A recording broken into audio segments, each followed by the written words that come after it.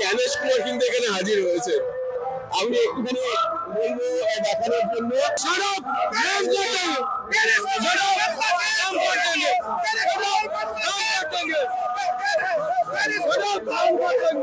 প্রতীকী জ্ঞানেশ কুমার অবশ্যই আমি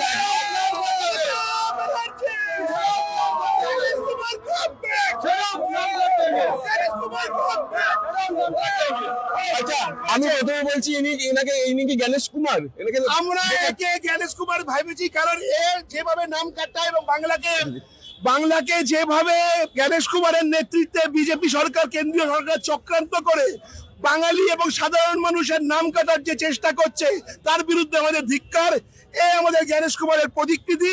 আমরা খালি একে যেভাবে জ্ঞানেশ কুমারকে তো নিজেরা ধিক্কার জানাতে পারছি না। জ্ঞানেশ কুমার নন, কিন্তু তাকে জ্ঞানেশ কুমারের জীবন্ত প্রতিকৃতি হিসেবে সাজিয়ে বলা যেতে পারে। ডামি আমরা যেরকম বলি, ডামিও নয়।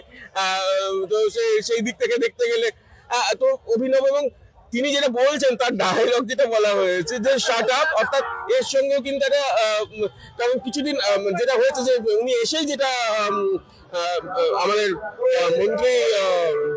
মন্ত্রীর নাম আমি এই মুহূর্তে চন্দ্রবাবু বৈঠকের পরে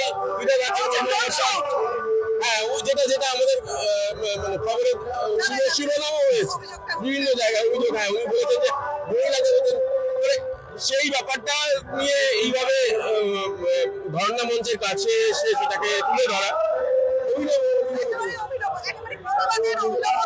প্রতিবাদের ভাষা কিন্তু একের পর এক নানান রকম দেখা যাচ্ছে।